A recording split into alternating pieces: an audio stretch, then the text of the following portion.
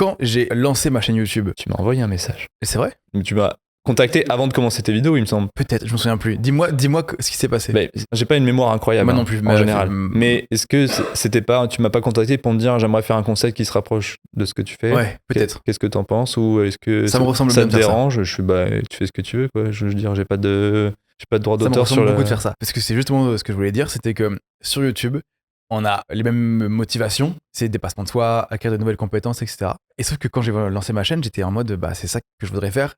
Sauf que quand tu vois qu'il y a un mec qui fait la même chose, ben, j'ai pas faire la même chose que lui. Il y a un peu un truc de concurrence bizarre, tu vois. Et c'est pour ça que ça me fait vraiment premier degré très plaisir que tu sois là aujourd'hui. Je fais une vidéo avec un bon pote. De toute façon, Et on fait des choses sur les réseaux avec les mêmes motivations, avec notre propre format chacun. Et je trouve ça trop cool de pouvoir faire un truc ensemble. De toute façon, on n'a pas été en concurrence. J'ai pas eu l'impression qu'il y ait eu. Non, mais tu vois, il y avait ce truc-là. T'as fait une vidéo sur le tir à l'arc à cheval. Et j'étais en mode, bah oui, mais j'ai envie de faire ça aussi, moi. Bien éclaté comparé à la tienne maintenant, qui a passé 3 terras sur la vidéo avec des experts. Et moi, j'étais dans un centre équestre avec un tir à l'arc en plastique. Voilà. Je suis très heureux de t'avoir là et partager ces tisanes-là avec toi. Parce que ces tisanes-là, c'est avant tout 5 tisanes originales avec du gingembre. Parce que il est arrivé ici en mode je veux boire du gingembre. J'ai fait, bah ça tombe bien. Elles n'ont pas toutes du gingembre. Il y en a une en particulier qui est là pour te casser le crâne. Elle va te réveiller, tu vois. Ah, moi, je veux un truc qui me atrophie les cordes vocales. Atrophie Non, qui les booste, pardon. Du coup, on a l'étape truc très costaud et très doux, mais après très doux, c'est la drogue. Ah, il y a de la drogue là? Non. Alors, sous l'étape d'après, c'est vraiment du sédatif, quoi. C'est pas légal. Il y a du pavot dedans. Ah, c'est pas légal. Moi, tout ce qui est interdit. Mais ça, c'est pour un autre podcast sur lequel je bosse là. Ça s'appelle Perché. C'est juste un podcast où t'es perché, mais au sens figuré comme au sens propre du terme. Mais à chaque podcast, tu changes de façon d'être perché. Tu as le perché avec champi, t'as perché parce que t'es suspendu dans le vide sous un pont, t'es perché, enfin t'as plein et à de chaque manières fois, c'est de des percher. situations où tu vas être du coup amené à dire des choses que tu ne dirais jamais en fonction du contexte. Genre si t'es t'es suspendu sous un pont, tu vas faire « Ah non, comment ça va aujourd'hui ?» C'est ça. Mais en fait, c'est un autre podcast qu'on va développer et on s'est dit, c'est un peu ambitieux pour l'instant. Ouais. On va voir simple, on va faire des tisanes pour l'instant. Et donc, tu as brouillard cérébral, rêve lucide, nuit blanche, repos éternel et coup de barre. Mais au vu de ce que tu nous as dit en off, je t'invite à sentir Nuit Blanche parce que c'est ton parfum. Vraiment, c'est celui que tu veux. Moi, je me mets des gousses de gingembre dans le cou le matin. Mais toi, t'es je fou. fais comme ça. Ça fait un peu mal sur les oreilles. Mais c'est très bien. Qu'est-ce que tu prends, toi? Moi, je vais prendre repos éternel. Parce que repos éternel, ça calme les voix dans ta tête, ça t'apaise énormément. C'est la limite du sédatif. Ce que je voulais dire, c'était que je suis admiratif de tous les projets que tu fais. Tu fais v'là des trucs. Et ça t'apporte quoi de faire tous ces projets, en vrai? C'est quoi la motivation derrière le fait de marcher pieds nus dans la rue pendant 30 jours, de faire tous les projets que tu fais sur ta chaîne YouTube, en vrai? Alors après, est-ce que tu sais que j'ai arrêté YouTube quand même? Oui, mais attends, on y va à chaque fois en son temps. Tu Oui, vois, je commence par le fait que t'es... C'est juste pour dire, parce que des fois ça me fait bizarre qu'on me pose ces questions parce que je me dis, j'ai l'impression de plus rien faire, j'ai l'impression d'être Bah, en même temps, c'est pas une impression. le bâtard. T'es devenu une grosse merde en fait. Non, mais en gros, à la base, moi, et là c'est en train de revenir cette envie de projet, mais ce que ça m'apporte, en fait, moi je me vois pas faire autre chose dans ma vie que ça. J'ai essayé d'autres types de travail, là j'ai fait 2 ans où je fais de la presta, alors voilà, tu gagnes de l'argent et tout, mais genre, moi j'ai zéro épanouissement, zéro accomplissement, genre, je le fais parce que j'ai pas le choix, entre guillemets, mais les projets, pour moi, c'est juste que dans ma vie, enfin, dans ma tête, il se crée des idées. Et quand j'ai ces idées-là, je me dis pas, je vais pas les faire, faut qu'elles se le fassent. Oui, il faut qu'elles se concrétisent. Et c'est pour ça qu'à la base, j'ai lancé ma chaîne, c'est que j'avais beaucoup d'envie d'apprentissage, j'avais fait une liste, et je m'étais dit, là, si je rentre dans un taf, en fait, je vais faire comme tout le monde, c'est-à-dire que je vais dire, j'aimerais bien apprendre le piano, le violon, mais j'ai un taf, alors peut-être ce week-end, je vais me prendre un prof et je prends 1 heure, et en fait, j'ai plus le temps. Ça, je pense que c'est le quotidien de beaucoup de gens qui ont envie de choses, mais la réalité du quotidien fait que t'as pas le choix. Et du coup, moi, comme je me suis dit, écoute, je suis encore jeune, je peux me lancer un peu dans un projet où j'ai pas trop de thunes, machin, ça me dérange pas. Peut-être mes parents vont m'aider et tout, donc j'en profite. Donc je me suis dit, je vais me mettre à apprendre des choses.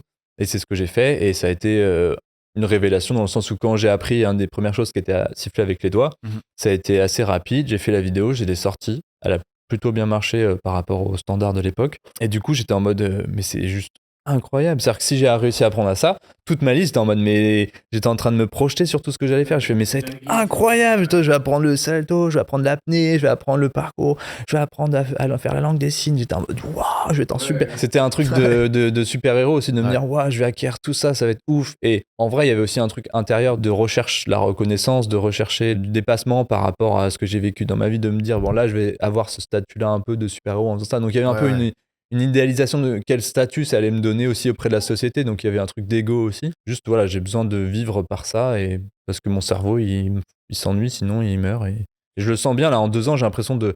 Enfin, quand je fais pas des projets pour moi, j'ai l'impression de régresser et de ne pas évoluer. Et limite, mon cerveau s'atrophie. Quoi. Parce que c'était par choix du coup que t'avais fait un break au bout de 2 ans ou c'était. Bah là, le break il s'est fait. J'ai fait une rupture amoureuse. J'ai fait un burn-out, ensuite dépression. J'ai du coup arrêté la chaîne pendant un temps et puis en fait après j'ai tout le temps arrêté parce que je me dis j'arrive pas à reprendre. J'étais dans une sorte d'angoisse permanente, tu vois. Et du coup, bah j'arrivais pas en fait. Je me suis dit bon bah vas-y, je prends une pause, j'arrête, je vais faire autre chose.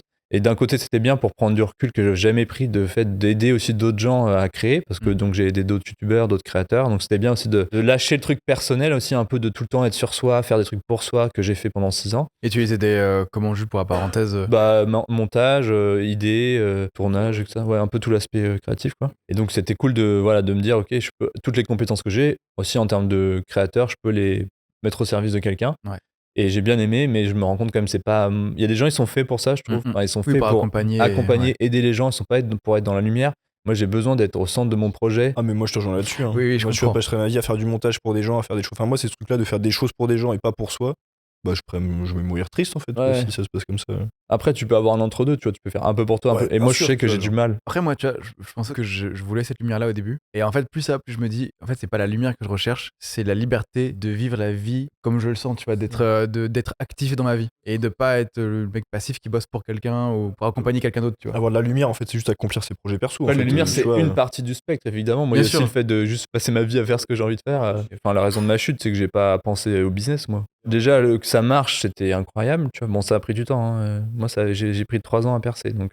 Je pense que petit joueur. Faut être motivé. Petit joueur, ça fait 10 ans que je fais des vidéos. Ouais, mais tu vois, c'est déjà par rapport aux gens qui se lancent, ils se disent ouais, moi en 6 mois, il faut que ça marche. Non, la réalité. Et tout autre. Tu peux marcher en 6 mois, il n'y a pas de souci, mais je veux dire, ça dépend d'où tu viens, ça dépend qu'est-ce que tu vas faire comme sujet. Est-ce que c'est un truc ultra niche, ultra. Qui marche parce que c'est la tendance, machin, ok, mais globalement ça prend du temps. Et du coup, pendant 3 ans, moi j'étais en mode juste, je faisais mes vidéos, je faisais du taf à côté, je faisais des vidéos de mariage. J'ai fait livreur de bouffe là, à vélo, et en fait, ouais, j'avais pas du tout pensé au business, mais rester dans un écosystème que je maîtrise, que je connais, ce serait l'idéal. Mais bon, voilà, j'aurais pu le faire au début, mais j'ai attendu 10 ans. Et c'est vrai que on a envie de faire des projets comme ça où on réalise un peu nos rêves, nos ambitions, mais c'est vrai que avoir l'idée d'un rêve à concrétiser et le concrétiser, c'est deux choses très différentes. Et le schéma de la vie fait que c'est ultra dur, tu vois, t'as plein de factures à payer. Quand tu bosses avec des gens, il faut payer ces gens. Et en fait, dès que tu veux lancer une machine, tu fais putain, c'est ultra compliqué. Tu te prends un mur. Et c'est quoi les difficultés que toi tu peux rencontrer là actuellement qui t'empêchent peut-être de reprendre cette concrétisation de rêve que tu voudrais réaliser? Bah là, ça va être la thune, hein, tout simplement. Oui, bah ça fait partie des freins. C'est un principal frein. Et puis j'ai toujours le problème d'avoir trop d'idées et pas assez de priorisation. Ouais. Que j'attribue au trouble de l'attention, TDAH. Ah ouais? Ouais, parce qu'en gros, dans les fonctions exécutives, le TDAH a du mal avec la priorisation. Ouais. Et du coup, c'est vrai que genre j'ai toujours eu ce problème-là, même avec ma chaîne quand elle fonctionnait. Hein, c'est que j'avais des vidéos qui marchaient et d'autres qui marchaient pas parce que j'avais pas de truc de priorisation. C'était genre, je veux juste faire ce que j'ai envie de faire, j'ai envie de tout faire en fait. Et là, pareil, bah, j'ai 50 idées de compte Insta un peu business. J'ai un peu envie de tous les faire en même temps parce que je vois pas lequel pourrait plus marcher. Et en même temps, si tu fais ça et tu le lances 6 mois et que t'arrêtes, bah, ça n'a pas trop d'intérêt, il faut y aller sur le long terme. Donc, il y a, moi, les deux freins, c'est ça, c'est genre réussir à sélectionner et aller à fond dans un truc tout en trouvant un peu de thunes à côté. Donc, ouais, c'est ça. Et puis, après, l'envie, en tout cas, elle est revenue, ce qui est déjà bien parce que j'avais plus trop de projection, d'envie, de plaisir, de voyage, de projet. Ça venait plus trop, quoi. Ouais, bien sûr. Et là, c'est un peu revenu d'un coup, donc je me dis, bah, c'est bien. Pour revenir au truc de prioriser, moi, je sais qu'il y a une astuce qui m'aide beaucoup. C'est juste de noter dans mon planning un créneau, genre, je sais que je fais que ça, pour développer ce projet-là en particulier. Mais j'ai tout développé dans mon planning, c'est que j'ai noté le créneau de mon réveil, le créneau de ma douche, le créneau de je fais un peu de méditation, le créneau de je développe tel projet, le créneau de pause déjeuner, le créneau je regarde un film. J'ai mis tous les créneaux dans le planning parce que ça m'aide énormément. Sans ça, je fais comme toi, je fais un peu de ça, j'ai envie de faire un peu de ça, je papillonne de ouf parce que je fais juste des trucs qui me plaisent et au final, t'as rien concrétisé. Et ce truc-là, j'essaie de maintenir le plus possible et ça m'aide de ouf, quoi. Mais c'est un peu malade mental, hein, parce que tout est détaillé à fond. Hein. Et que j'ai un peu plus poussé ce truc-là. Maintenant, je fais même du micro-tasking, tu vois. C'est-à-dire que sur mes calendriers, mec, je fais des trucs de 10 minutes où j'écris plein de petits blocs de envoyer un mail, checker ce truc-là, faire machin et tout. Comme ça, je sais que sur le matinée, en fait, concrètement, j'aurais fait tout ça. Au lieu d'avoir un espèce de flou, tu dis, putain, j'avais ça, je me rappelais, machin, et puis t'oublies si tu notes pas et tout. Mais il y a aussi, je pense, un truc qui nous complique un peu la tâche, c'est que en tant que créateur créatif, on aime bien s'embarquer dans des projets un peu ambitieux. Et c'est pas qu'on veut faire ambitieux, c'est que notre minimum qui nous satisfait est ambitieux. Et le fait de s'embarquer dans des projets qui mentalement demandent beaucoup d'investissement, ça plombe déjà un peu dès le départ, tu vois. Et c'est pour ça que de mon côté sur la chaîne, j'essaie de développer des projets plus simples pour en faire plus rapidement. Et est-ce que dans les projets que tu peux développer bientôt, que tu as en tête, est-ce que tu as des trucs comme ça qui sont peut-être plus légers que ce que tu pouvais faire avant ou... Bah, c'est que ça même. C'est-à-dire que je vois plus trop le truc de faire des gros projets, je l'ai plus trop dans le sens où je me dis, bah, je les ai en tête et si ce que je vais faire là en petit marche, bah, ça le financera. Mais je me vois plus faire des gros trucs. Là, j'imagine juste, je suis en train de réduire mon matos pour vraiment passer sur une façon de tourner où j'ai plus de charge mentale. En fait, c'est Ouais. genre, j'appuie sur un bouton, il y a rien à régler, je m'en fous que l'image soit pas incroyable, je veux juste Mm. que ça filme, j'ai un son de qualité. Donc ouais, je suis plutôt dans cette truc-là de faciliter au maximum le tournage, le montage pour que ça soit vraiment hyper rapide. Et donc ouais, moi j'ai plutôt envie de ça maintenant. Et même pour des autres idées de projet, je sais que maintenant je pense plutôt en mode c'est quoi le premier truc le plus simple que je peux faire pour y arriver. Ouais. Je me dis il y a peut-être plus de chances que ça marche du coup. Bah, en tout cas, t'es sûr de le concrétiser plus facilement, quoi. Je pense qu'il y a aussi un gros facteur d'amélioration dans ce truc-là où je voyais un gars qui disait un truc super intéressant sur Insta, c'est que tu prends deux mecs, t'en prends un qui fait 2 posts par mois sur Instagram, tu vois, on prend un photographe, hein, tu vois, qui fait 2 posts par mois sur Instagram, un mec t'auras publié 24 photos par an. Alors qu'un mec qui en fait 2 par jour, il en aura sorti 700. Et les 700 seront certainement pas toutes bonnes, tu vois. Mais le facteur de progression dans les deux cas, tu vois, Ouais, bien sûr. il y en a un, il pourra s'améliorer mais tellement plus vite que l'autre, parce qu'il verra ce qui marche pas, qu'est-ce qu'il aime plus ou pas comme style, comment affiner son style de photo et tout, alors qu'il y en a un, qui est plutôt moi d'ailleurs, qui est à fond dans le perfectionnisme, dans je vais poster le meilleur truc, le machin et tout. Et au final, en fait, tu te mets ton âme dans un truc où ça se trompe plus, les gens aiment pas trop. Ouais, tu peux que être déçu, donc ça, tu vas poster encore moins parce que tu vas chercher encore plus le truc parfait. Et je trouve, moi, je me suis grave bloqué dans ce truc-là. Et c'est comme tout, moins tu fais de projets, plus il faut que le projet que tu sortes marche. Plus tu t'ambitionnes que ça va marcher parce que Bah, tu sais plus que tu t'as mets pas le plus choix, d'énergie, surtout. en fait. Et si tu fais une vidéo par an sur YouTube, il faut que ta seule vidéo marche. Si t'en fais 3, tu peux en avoir au moins une qui marche, au moins ça va marcher. Si t'en fais 10, il y a plus de chances qu'il y en ait une qui marche parmi 10. Voilà, Tu vois. c'est ça, en vrai, c'est Et la plus logique. tu augmentes le nombre de vidéos, plus t'as de chances qu'il y en ait une qui marche. Et moi, je me suis rendu compte d'un truc à l'inverse dans le matos. Tu vois, j'ai fait école de cinéma et j'étais formaté en mode faut faire de la qualité. Je sais comment faire de la qualité. Et donc, prendre du matos qui me permet pas de faire de la qualité me frustrait énormément. Parce que j'avais les clés pour faire des choses bien. Donc, je me suis pris une grosse cam, je me suis pris du gros matos, etc. Matos qu'on m'a volé, donc au final, l'intérêt 0. 5 ans plus tard, je suis toujours en train de rembourser un prêt que j'avais fait pour acheter le matos que je n'ai plus. Super. Donc tu vois, il y a plein de bâtons dans les roues quand tu rentres dans la vie active et que tu veux vivre un peu ta vie. T'es en mode, allez, tiens, va dépenser 500 un peu balles par d'argent. mois. 500 Plus que ça. Bien, 680 en ce moment. Je paye plus cher de remboursement de matos que je n'ai pas que de loyer. C'est quand même assez fou. Et en fait, du coup, ça fait un couteau sous la gorge en mode tu peux pas voyager, tu peux pas profiter avec tes potes, tu peux pas sortir. Et en fait, je me suis rendu compte que plus ça va, moins j'ai besoin de gros matos. Et en fait, plus je fais des prods, plus je réduis le matos que j'ai, la qualité du matos que j'ai et tout. Et en fait, ça me permet quand même de faire des choses chambées, quoi. Le principal, c'est ce qui se passe, c'est le fond. Pas tant la forme. Oui, voilà. En fait, moi aujourd'hui, le truc le plus important pour moi, c'est le storytelling ou le concept. C'est-à-dire que ça peut être tu prends un concept qui a marché, tu le refais, et voilà. Mais du coup, ça veut dire que l'image n'a plus trop d'importance. C'est-à-dire que tout est dans vraiment l'histoire. Et donc, si tu maîtrises l'histoire, enfin, moi, j'en suis au stade où maintenant je me dis, je m'en fous que l'image soit horrible parce que ça veut dire que je vais être obligé de faire des histoires de ouf. Donc, ça va me faire progresser sur ça. Et en fait, le truc de faire des belles images, ça va être. En fait, j'ai l'impression C'est un trip perso. J'ai fait un peu comme toi. C'est-à-dire que j'ai commencé en me disant, je veux faire des belles images, machin. Et puis, petit à petit, enfin, pas petit à petit, mais plutôt l'inverse. J'ai commencé à faire plus de trucs parce que j'ai eu un peu de CNC à un moment, donc ça devenait une meilleure. Enfin, Le CNC, je vais expliquer, c'est une cagnotte du CNC Talent qui ont permis de financer un peu les projets que tu faisais. Voilà. Et du coup, pas énormément. Hein. J'avais eu 5 000 €, ce qui est pas énorme pour faire des vidéos.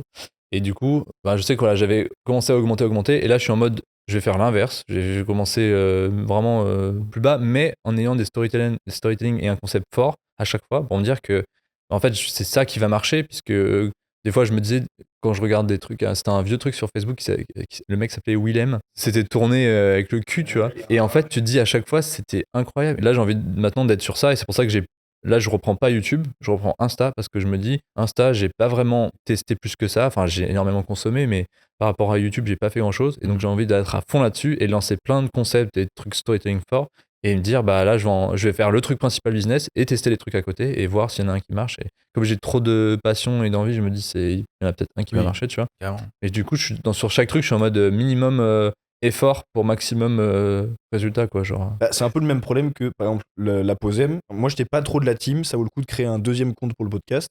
Et moi, j'étais 100% là-dessus. Je me dis, il faut créer un compte pour le podcast. Moi, c'est juste le côté, pour créer une communauté, si tu commences d'avoir un compte, un gros compte où tout le monde grimpe, plutôt que de commencer avec genre plein de petits comptes qui grimpent tous hyper doucement, tu vois, parce que ça va être dur d'amener tout le monde partout en fait. En fait, le truc, c'est que moi, en tant que créateur, j'ai mon compte Instagram et dedans, je partage des reels d'extraits de podcasts, d'extraits d'autres vidéos, je partage des publications photos de machin. Enfin bref, c'est mon compte Instagram qui partage un peu tous les projets que je fais. Sauf que je suis un peu comme vous deux, aimer plein de choses et passionné de plein de choses, des trucs qui n'ont pas vraiment de sens entre eux, de lien ni rien. Et sauf que quand j'ai commencé à partager des reels du podcast, il y en a beaucoup des reels, tu vois. Et ça noie complètement le reste du contenu. Ah oui, et oui. ça devient exclusivement podcast. Oui, oui. Je suis en mode, mais ça représente pas du tout ce que je fais en réalité. C'est pour ça que je voulais faire aussi un compte TikTok séparé, parce que c'est le même principe. Sur TikTok, il y avait tout, et après on noie d'autres formats dans un format qui prend plus de place, quoi. Moi, ce que j'ai décidé de faire, c'est que Super Echo, c'était mort, officiellement. Voilà. Le nom de la vidéo, ça va être Super Echo est mort. Du coup, t'es toujours Super Echo? Je dois l'être pour des gens, tu vois. Après. Non, mais est-ce qu'au fond de toi, comment tu le sens là? Bah, justement, moi, dans ma thérapie, j'ai lâché prise sur le super-héros, parce que pour moi, le super-héros, c'était ce qui m'a créé le burn-out, c'était ce truc-là de vouloir être au top sur tout, donc être séduisant, trouver une copine, être en bonne santé, gagner beaucoup d'argent, faire beaucoup de vues, être sportivement athlétique, tu vois, être drôle, enfin, il y avait un côté où j'ai toujours eu ce truc-là de vouloir exceller partout, alors que j'étais pas du tout excellent partout, hein, mais j'avais ce truc-là, cette ambition de me dire je vais devenir meilleur tout le temps, partout, et en fait c'était tellement oppressant que j'avais aucune partie de ma vie où je me disais je suis bien, c'était toujours ah ouais, là c'est vrai qu'en sport il me manque un peu ça, ah c'est vrai que physiquement il me manque ça, et du coup en thérapie je me suis dit mais en fait c'est un peu le syndrome du super-héros, c'est que c'est un truc qui m'a aidé, qui m'a permis de créer une chaîne, de faire actif et de faire des trucs de ouf, de faire des défis où je me fais torturer, où je résiste au froid, où je grimpe des immeubles. Donc j'ai réussi à un petit peu donner cette image que je voulais de moi-même du super-héros.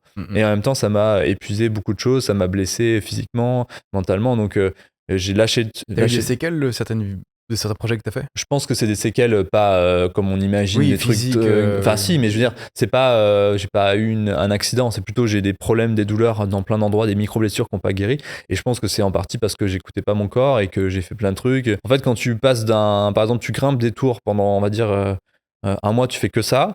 Bon, déjà, si t'es pas habitué, même si t'es athlétique, c'est quelque chose. Et je pense que je me suis tellement changé rapidement et j'ai tellement demandé à mon corps de s'adapter rapidement à des trucs pendant des longues périodes intenses que en fait, je me suis un peu fait mal, je pense, comme ça. Donc, j'ai pas des séquelles graves, mais ouais, je pense que j'ai plein de petits trucs qui se sont accumulés et qui restent, qui reviennent. J'ai une entorse de côte qui revient de temps en temps. Enfin, j'ai plein de trucs parce que j'étais en mode, faut que je fasse ma vidéo, je l'ai annoncé, faut que je fasse de l'argent quand même, faut que je fasse des placements de produits. Donc, du coup, ouais, c'est dur quand t'as cette pression-là. Ouais, t'as une pression, surtout quand tes vidéos se demandent un impliquement physique et mental. Ouais. Genre, c'est pas pour dénigrer, mais c'est pas je me pose et je fais du jeu vidéo. Moi, j'adorerais faire ça, j'adore. Mais je veux dire, c'est juste, voilà, je me dis, je vais apprendre un truc, je vais grimper les tours, bah ouais, c'est genre. Et la vidéo marche pas, tu te dis putain. Je vois le truc avec la torture. Bon, ça a marché pour le coup, mais c'est un investissement. Bah là, tu peux pas être plus investi que ça, quoi. Mentalement, physiquement, tout. Surtout qu'en fait, je ne savais pas que ça allait m'arriver. Et ça, personne ne le sait. Quoi? Je n'étais pas au courant. De comment t'étais pas au courant? Bah, en fait, j'ai jamais demandé à faire une vidéo de torture. C'est pas, toi, comme Arthur Moda qui a dit je veux faire. Je pensais, moi. Bah non, en fait, moi, j'ai parlé à Aton et je lui ai dit, en gros, moi, je veux faire un truc GIGN. Je veux me dépasser, machin. À moins que j'ai vraiment oublié, mais j'ai jamais dit je veux me faire coxer. Je veux passer une séance de torture. Non, mais en fait, moi, j'imaginais un peu un test physique intensif et peut-être un peu des trucs de dépassement dans ce genre-là. Mais et en fait, ça s'est fait parce que dans le cadre, il m'a dit va faire ce bootcamp. Et je pense que du coup, lui, il savait qu'il y avait ce genre de choses-là. Et il s'est dit, bah, c'est ce qu'il recherche. Et en vrai, je recherchais ça, mais j'ai pas dit mot pour mot, je veux me faire torturer. Ça serait un peu bizarre. Bah, moi, je trouvais ça hyper stylé. Je me suis dit, bah, moi, grave, j'ai trop envie de faire la même Bah, chose. il y avait un peu, il y avait quand même ce truc-là à la James Bond où je m'étais dit, c'est vrai que quand je vois James Bond se faire latter les robignoles et toujours avoir de l'humour, je m'étais dit, c'est vrai que je serais curieux de voir comment je résisterais à ça. Donc il y avait quand même, quand j'en ai parlé, je lui dis, oui, tu sais, il y a l'exercice du coquillage, mais je savais pas que ça aboutirait forcément. Donc je pense que quand il a entendu ça, il s'est dit, ok, c'est quand même un truc un peu touchy, je vais pas dire oui. Donc il m'a dit plutôt faire un bootcamp militaire dans un endroit où c'est très dur, et c'était très dur. C'était pas aussi prévu, et tu vois, il y avait un côté imprévisible, et c'était en même ça temps rajoute beaucoup, normal, oui. parce que dans la vraie vie, si tu te fais kidnapper, J'ai pas prévenu. Ouais, ok. Non, mais c'est fou. Et en même temps, je comprends totalement l'énergie du truc. Ça fait sens complètement, mais je m'attendais pas à ça. Et j'imagine que ça rajoute beaucoup à l'immersion. Ouais. Et c'est surtout que ça rajoute au fait que c'est pas un truc que j'ai fait pour faire des vues, en fait. Je l'ai fait pour moi, je l'ai fait parce que ça m'intéressait. Et il y a eu des restes après cette vidéo-là? Des séquelles? Ouais. J'ai eu du PTSD pendant une semaine, donc de choc post-traumatique. Ok, ah oui. Donc c'est-à-dire que je me couchais le soir, je transpirais, j'avais le cœur qui battait et je repensais aux images. Chiant quand même. Ouais. Mais justement, le fait de faire tout ça, même s'il y a des séquelles, des choses plus ou moins négatives ou plus ou moins positives, est-ce que justement le fait d'être créateur, ça t'a pas permis, en fin de compte, de mieux te trouver et peut-être mieux de t'écouter ou... Bah, si j'avais pas fait ma chaîne, je serais pas arrivé en thérapie, donc oui. Ah oui, c'est la thérapie qui t'aide. Je suis intéressant ça. Elle t'aide plus que le fait de faire des vidéos et d'expérimenter des choses. Comment elle t'aide? C'est quoi la part des choses entre ces deux? Ce qui t'apprend, c'est pas le positif, c'est le négatif au final. Oui. Donc c'est plutôt l'after qui fait que t'es en burn-out, tout ça, où tu te poses des questions. Sur le moment, ça t'apporte pas tellement, enfin, ça apporte pas de connaissances sur toi, c'est juste tu kiffes ta vie et tu dis c'est trop bien, mais c'est juste que c'est plutôt quand il t'arrive un truc, tu dis ah ouais, mais qu'est-ce que j'ai pas fait de bien dans ça, et donc oui, c'est plutôt l'après qui te fait retenir des leçons et trucs comme ça. C'est quoi le prochain projet que tu lances là? Bah, là, c'est TDAH normalement. J'avais un délire un peu dans ce truc-là. Moi, je voulais faire un truc, c'était. Alors, le titre hypothétique que j'ai donné, c'est 365 jours pour combattre l'anxiété. Parce que, en vrai, moi, mec, l'anxiété, c'est un game affreux. Genre, ça me bloque dans tout. Ça fait vraiment les crises d'hyperventilation où tu rentres chez toi le soir alors qu'il s'est rien passé. Hein. Tu peux plutôt faire l'inverse, c'est dire jour 1 à combattre mon anxiété. Déjà, ça marche plus sur les, c'est vrai aussi, sur les vidéos. Comme ça, en fait, les gens, ils sont plus en mode j'ai envie de voir. Une série à suivre. Et oui, c'est ça, en vrai. Oui. Ça peut se faire en 30 jours, l'anxiété. Hein. Ouais. Donc, c'est juste qu'il faut avoir juste les bons outils. C'est ça. T'es anxieux? Arrête. Ah ouais, alors ça, mec, il est insupportable. Lui, tu vois, c'est le mec qui fait. T'es colérique. Non, mais arrête de t'énerver. Non, mais lui, attends, lui, c'est vraiment. T'es dépressif? Arrête. Bah, le problème, c'est que c'est très vrai, quoi. Bah, non, mais t'as un pour... cancer. Mais Arrête. attends, lui, tu vois, c'est l'homme qui réacte. Chaque fois qu'il parle, c'est pour avoir du réact. Après, il y a une part de vrai. Tu vois. Là, le truc que je vais faire, c'est je vais faire un truc un peu polémique sur le TDAH en disant que ça n'existe pas. Il y a quand même un truc qui est que, oui, il y a une part de comment tu perçois quelque chose qui fait que ça va influencer la façon dont tu le vis. Donc effectivement, des fois, tu te mets plus en dépression que tu ne l'es vraiment parce que tu te dis... alors qu'en fait, oui, juste peut-être il y a un truc profond dans ton cerveau qui marche pas, mais tu peux... Ouais, faut comprendre et le résoudre. Mais c'est vrai que tu peux pas dire ça à quelqu'un qui va mal, tu vas peut-être pas l'aider en disant ça, tu vois. Bien sûr. En revanche, dire ça à quelqu'un qui va bien... Il se sentira que... non, mais alors, je dis ça de manière très fondée. On va encore se faire insulter sur TikTok, j'en ai marre. Non, faut faire attention. Parce que des gens qui sont dépressifs ou qui ont été dépressifs, ils vont dire, mais c'est des conneries. Mais en même temps, ça a marché sur moi. Et ça, c'est une réalité. Mais t'es dépressif? Pas du tout. Justement, grâce à ça. Ma mère, elle m'a dit, la dépression, c'est pour les faibles. Non, mais c'est pas... moi, j'ai pas d'avis sur la question. Je me désolidarise de cet homme. Mais il y a un truc de... Évidemment que ça existe et tout, c'est pas le problème. C'est que moi, en m'ayant dit ça, gamin joyeux, je me suis dit, dès que je sentais que ça commence à arriver, qu'il y a des moments un peu dans un mood un peu chiant et tout, ça commençait à arriver, j'étais en mode non, je peux pas faire ça, je me laisse pas abattre. Et du coup, je combattais directement pour moi ce truc-là à la source du problème. Et donc, je n'ai jamais vécu de dépression. Et ça vaut ce que ça vaut. C'est peut-être pas le truc à dire. En revanche, ça a eu un poids énorme sur moi et je n'ai jamais été dépressif, tu vois. Il faut bien expliquer le fait que ça, elle a voulu peut-être te donner, être là d'une manière pour que ça te choque et que tu réagisses, mais c'est pas la solution. Non, mais je comprends, c'est ultra maladroit. En revanche, il y a eu un effet sur ma vie. Mais pour revenir sur l'anxiété, moi j'aurais une thématique là-dessus en fait. Parce que moi du coup il y a émotion, anxiété, stress. Mais attends, t'as joué dans Vice Versa ou quoi? Plus jamais tu fais de blagues comme ça. D'ailleurs le champignon pour l'anxiété est bien. Moi là j'en ai pris tout à l'heure là. Cet été. Ok. Et là j'ai une phase, genre je roule sur le monde. J'ai abordé une meuf, tu vois, j'ai un truc que je pourrais jamais faire. Et t'as un champignon pour l'anxiété. Non, mais En fait, champignon. le principe de la psilocybine, c'est que les effets sont sur le moment et sont sur le long terme. La psilocybine, c'est le principe actif qu'il y a dans les champignons. C'est une des seules drogues, que moi j'aime même pas appeler une drogue, tu vois, mais c'est un champi, dans lequel tu as des effets qui ont été prouvés sur la dépression, l'anxiété, sur le long terme. Et c'est en fait, à la base, beaucoup de drogues qui sont des plantes, enfin en tout cas des trucs naturels, étaient testés d'un point de vue thérapeutique pour aider les gens à vaincre certaines conditions. Ouais. C'était aux États-Unis notamment. Et en fait, ça a eu des super effets, sauf qu'à un moment, il y a des gens qui se sont dit tiens, on va les essayer en récréatif, à des doses de malades, et ça a créé plein de problèmes liés à la drogue qu'on connaît aujourd'hui. Ok. Donc c'est ça qui fait qu'aujourd'hui on diabolise la drogue à juste titre, mais à la base c'était souvent thérapeutique. Et donc le champi, ça modifie des choses dans ton cerveau, des connexions neurales, tout ça.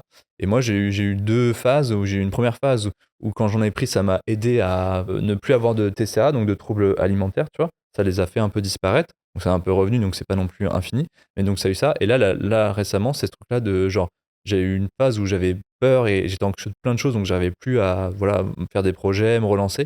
Et là, c'est parti, et je pense que c'est en partie grâce C'est légal ce truc-là du coup Tu peux pas en acheter en France. Ouais, mais par contre, t'as ces trucs-là d'aide en thérapie où c'est vraiment t'es encadré par des médecins, etc. Et là, mais je crois pas qu'il y a en France. Je crois que c'est Suisse ou Allemagne ou États-Unis, il y a, mais Et du coup, je le fais vraiment thérapeutiquement, genre je prends une dose, je m'allonge, je mets une musique, je ferme les yeux et je vais visualiser des choses que j'ai envie d'améliorer. Et donc je peux faire des trucs sur la confiance, sur l'amour, sur Ok. comme ça. Mais du coup, c'est pour te dire que l'anxiété, ça se soigne. Ça se soigne et c'est pas.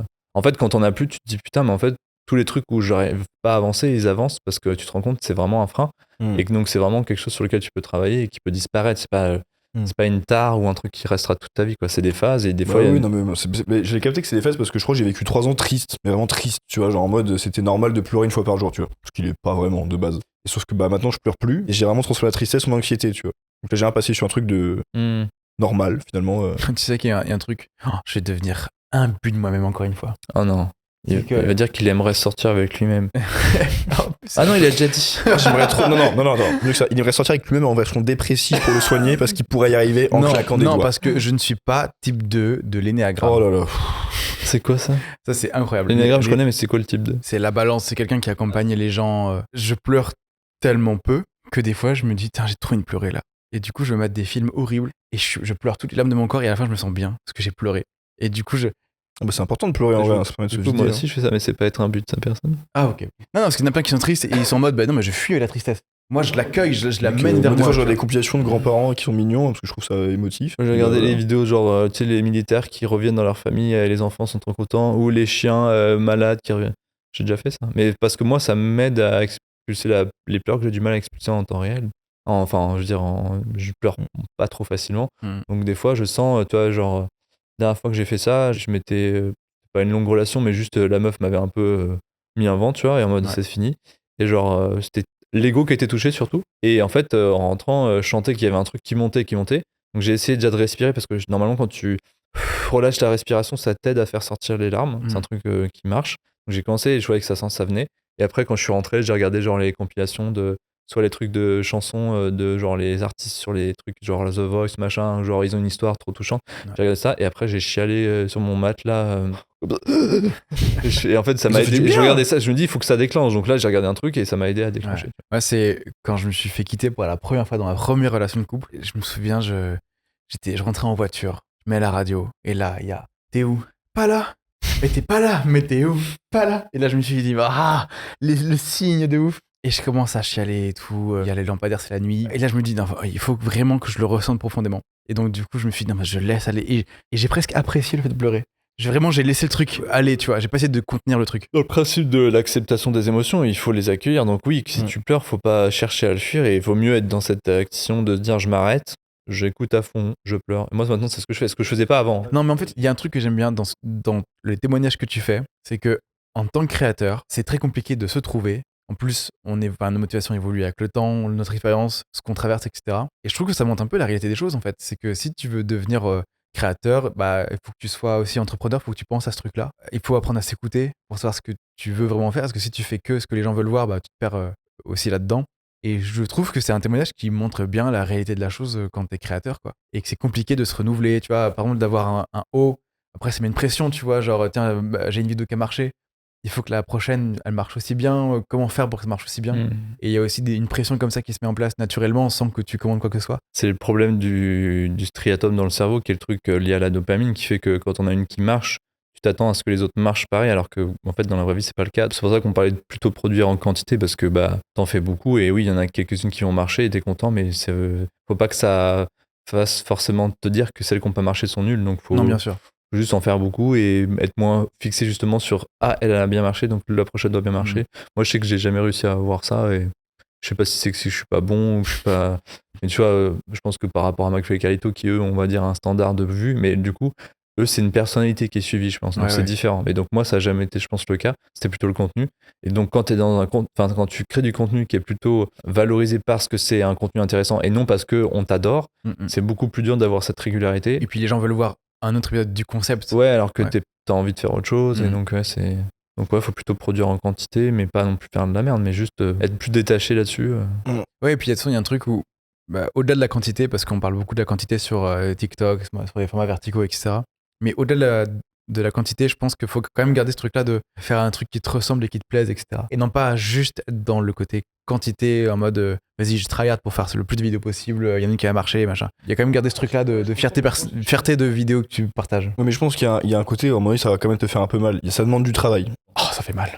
Non, mais c'est quand tu dis pas faire que du tryhard, si, je pense que t'as besoin de tryhard justement pour aller plus loin, plus vite. J'ai pas dit que c'était que tryhard, j'ai dit c'est tryhard pour garder ce truc-là de fierté quand même. Tu peux tryhard en étant qui tu es, ça c'est sûr que oui. C'est ça que je veux dire. Okay, moi par contre, je suis pas convaincu que en faisant juste ça te permet de réussir. Hein. Genre juste de dire je vais faire exactement ce qui me plaît et ce qui me ressemble. Moi j'ai l'impression que c'est de la chance quand ça marche, quoi. De toute façon, j'en parlais avec Kevin Tran quand j'étais à Fanta XU, qui était mon coach avec le Rire Jaune du coup. Et il me disait, les vidéos qu'il propose, c'est toujours un compromis entre que lui aime et ce que les gens veulent voir. Le juste milieu est compliqué à trouver là-dedans, mais il y a aussi un truc de, de toute façon, ça reste un métier, t'as quand même des factures à payer à la fin du mois et tout. Et donc, si tu fais une vidéo trop niche où tu sais que les gens seront pas au rendez-vous, tu vas forcément gagner moins et tu fais comment prêt pour vivre. Donc, t'es obligé d'avoir une base limite de il faut que je fasse autant de vues grâce à un concept qui peut attirer du monde. Mais bon, faut quand même faire un truc qui plaît parce que sinon, t'es vraiment genre, tu vends ton cul, quoi. Juste pour des thunes. Moi, j'ai arrêté de me dire, en faisant ce que je veux en termes de contenu, ça va percer, je vais gagner ma vie. Parce que c'est ce que j'ai fait un peu avec Super Echo. Ça marchait, mais en fait, c'était pas viable.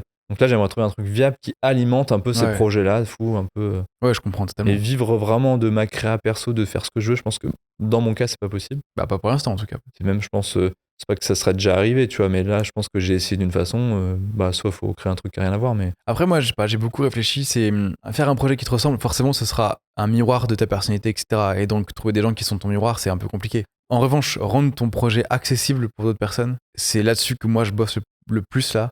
C'est garder cette même DA de trucs qui me ressemblent, dont je suis fier, où j'extériorise des choses qui me parlent, des valeurs, des motivations, etc. Mais essayer de les rendre plus accessibles à des gens qui sont peut-être pas dans le même univers que moi, qui sont peut-être pas avec exactement la même sensibilité que moi. Et voilà, et sans me trahir non plus, tu vois.